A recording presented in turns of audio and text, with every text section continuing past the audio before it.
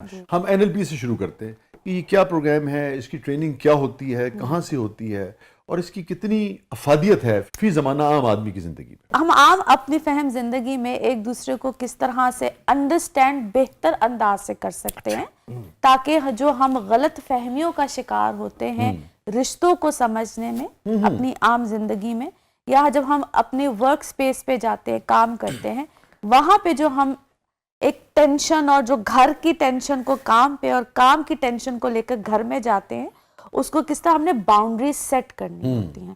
Basically ہم boundaries کو set نہیں کر پاتے ہیں جس کی وجہ سے ہم ایک ایز اے انڈیویجول خود ہر وقت ڈسٹرب رہتے ہیں، پھر ہم دوسروں کو سے ڈسٹرب کرتے ہیں اور ہم مطمئن نہیں ہو پاتے. بیسیکلی جو ہم اپنے اندر اطمینان ڈھونڈ رہے ہوتے ہیں وہ ہمارے پاس ہی ہوتا ہے.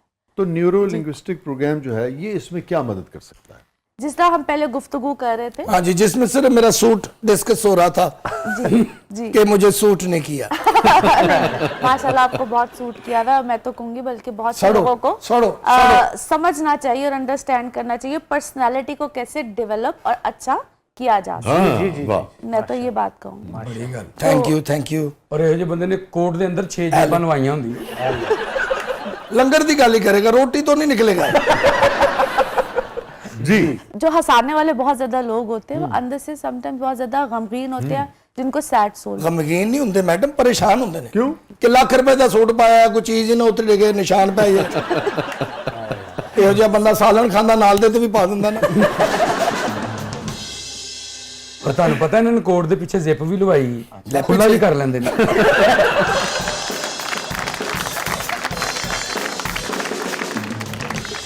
ہم لوگ جس وقت اس کے ماضی میں کیا ہے، وہ کیوں اس سچویشن میں آیا یا وہ کیوں اس سچویشن میں اس طرح کے رویے کو اس نے اپنایا، ہر بندے کا ہر سچویشن میں ایک بیک گراؤنڈ ہوتا ہے جس بیک گراؤنڈ کو ہم بات چیت کے ساتھ اس سچویشن میں لے کر جاتے ہیں. وہ ٹراما میں ہے، وہ کس سچویشن میں ہے، اس سچویشن سے اس کو ہم ڈفرینٹ ایک سوئش ہوتی ہے ایک سچویشن، یا اس میں ہم کہتے ہیں کہ ہم بات کر کے اس کو اس ٹراما سے یا اس کیفیت سے نکال.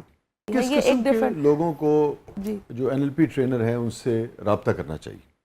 دیکھیے جس بھی آپ سچویشن میں، میں نے آپ کو کہا کوئی ٹراما ہے، کوئی پرابلم ہے جس سے آپ اپنی زندگی میں خود بخود گھل رہے ہیں یا آپ کو سمجھ نہیں آ رہی ہے یا آپ کسی ایسے فیز میں جا چکے ہیں، rather than to take a medicine، آپ سمجھتے ہیں کہ مجھے فورن میڈیسن میں یا کسی سائیکیٹرسٹ کے پاس جانا چاہیے، اس سے پہلے آپ کو اپنی سچویشن کو یا اپنے آپ کو سمجھنے کے لیے تو پہلے سائیکالوجسٹ کے پاس جائے. سائیکیٹرسٹ تو ٹھیک ہے ایک الگ معاملہ جی، وہ تو ایک ڈفرنٹ. سائیکالوجسٹ کے پاس جائے یا پہلے NLP ٹرینر کے پاس جانا چاہیے. اور اگر میں فرض کیجیے کوئی بھی NLP ٹرینر، میں آپ کو تھوڑا سا نا وسیع صاحب تھوڑا سا بتاتی ہوں. اٹ از ویری انفارچونیٹ ہمارے ہاں فزیکل ہیلتھ کو بہت زیادہ توجہ دی جاتی ہے. وہاں پہ کہاں دی جاتی ہے؟ ہمارے پاکستان میں یا ایشین سائڈ پہ بہت زیادہ کمپیریٹیولی دی جاتی ہے. ہاں جی، کمپیریٹیولی. ہمارے ہاں جو آپ کی مینٹل ہیلتھ ہے نا اس کو بالکل ایزیلی آ جائے. او ایتے شدائی ہو گیا ہے، او ایتے جن آ گیا ہے، او یعنی کہ ہمارے ہاں نا جن بابے کو بہت اہمیت دی جاتی ہے. It is very unfortunate. کسی کو کچھ بھی چھینک بھی آ جائے گی، او ایتے جادو ہو گیا، ایتے تویز پہ آ گیا ہی. میں نے اکثر یہ اس چیز کو بہت ہائی لائٹ کیا ہے کہ جس کو کوئی پرابلم ہوگی، محبت میں ناکامی ہے، فلانا ہے، ڈھمکانا ہے، تویز ہو گیا ہے، کاروبار نہیں چل رہا، تویز پہ گیا ہے. I mean, for God's sake.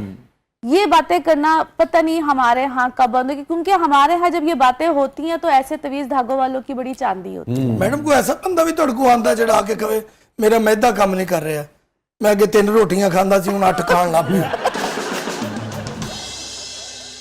جس وقت آپ کو کوئی بھی پرابلم یا کوئی بھی چیز ہو یا آپ کسی بھی ٹراما سے گزرے، کیونکہ آپ کے پاس میں، آپ کے ماضی میں، آپ کے بچپن میں آپ کسی ایسے حادثے سے، چیزوں سے نیگلیکٹڈ چائلڈ ہوتے ہیں، وہ ماں باپ کو سمجھ نہیں آ رہی ہوتی کہ انہوں نے بچے کو کہیں نہ کہیں، وہ بچوں کو ایسا لگتا ہے کہ وہ میں نیگلیکٹ ہوں، لیکن ماں باپ سمجھتے ہیں ہم نے بچوں کو ایکولی رکھا ہو. کوئی ایسی چیز، کوئی ایسی پریشانی سے بچہ گزرا ضرور ہوتا ہے، وہ بڑا ہو جاتا ہے، وہ خود بچوں کا باپ بن جاتا ہے، لیکن وہ کہیں نہ کہیں مائنڈ میں چیز رہ گئی ہوتی ہے. پھر وہ اس کا، اب اس کو گرج کہہ لیجئے یا اس نے ہولڈ کیا ہوتا ہے، وہ کسی نہ کسی صورت میں باہر نکل رہا ہوتا ہے. لیکن جیسے فرائڈ کہتا ہے کہ جو آپ کا جو کانشیس ہے وہ تو بہت ہی कुछ परसेंट है, 10% हार्डली, और चंद परसेंट ऊपर है, बाकी सारे का सारा सब कॉन्शियस है।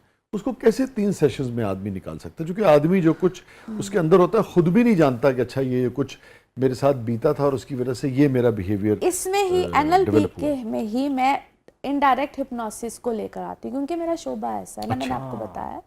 मैडम ये हिप्नोसिस क्या होता है? देखिए, ये मैं आपको थोड़ी सी कैफियत बताती हूँ। एक तो ये जिस तरह है कि शाह साहब बैठे हैं, जी ठीक है? जी। और मैं इनको, जिस तरह आजकल हमारे यहाँ बड़ा एक फ्रॉड चला हुआ है, मैं तुम्हें सुला रहा हूँ, तुम घंटी की आवाज सुनो, टन टन टन, मैं 10 तक गिनूंगा, टन टन टन, और वो एकदम से हमारे यहाँ ये ओपन चैनल्स में भी होता है, ठीक है? और वो गिनते हैं 1 2 3 और बंदा अचानक से सो जाता है।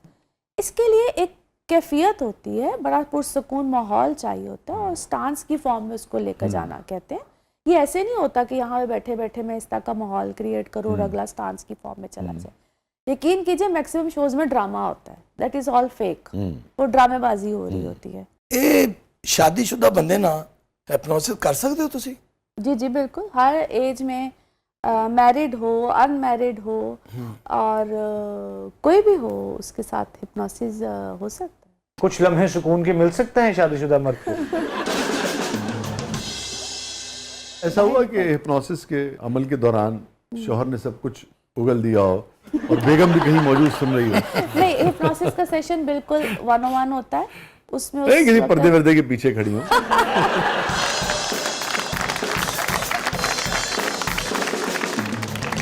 और जो एक अच्छा कंसल्टेंट होता है, वो चाहे किसी भी फील्ड में हो, एक तो वो प्राइवेसी रखता है, बातों को अपने तक रखता है, पब्लिक नहीं करता है कि मेरे पास ये आया, मेरे पास वो आया, मेरे पास फलां आया।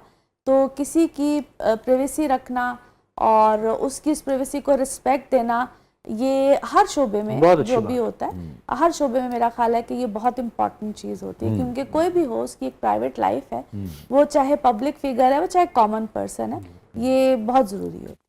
हिप्नोसिस के किसी अमल के दौरान आपका कोई बहुत डिफरेंट तजुर्बा हुआ हो किसी क्लाइंट के साथ? मसलन कोई शौहर आया और वो धाड़े मार मार कर रोना शुरू हो गया, यानी कि उसकी वाइफ ने उसे चिटनोसिस लगाए हों।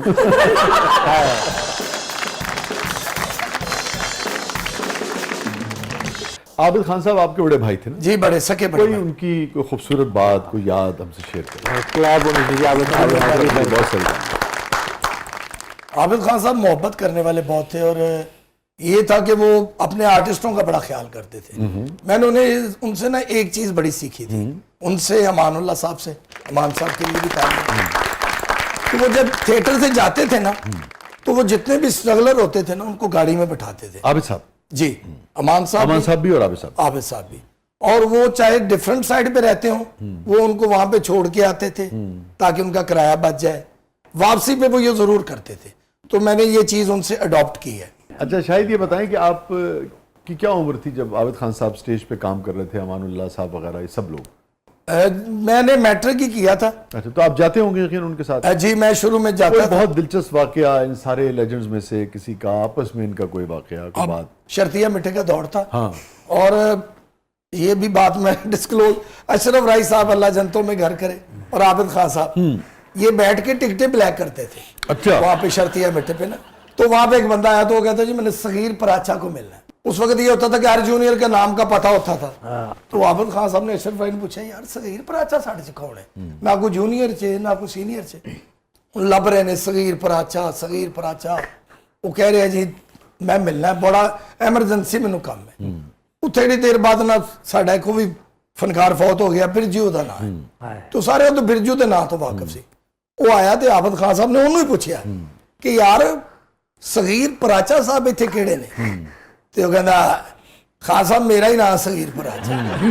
तुम यकीन करना कि खान साहब ने उन्होंने एक अदा सी चिकसी, उन्होंने इन्ना को उन्होंने मारिया, कहते तेरे मुंह ते लगता कि तेरा नाम सगीर पराचा।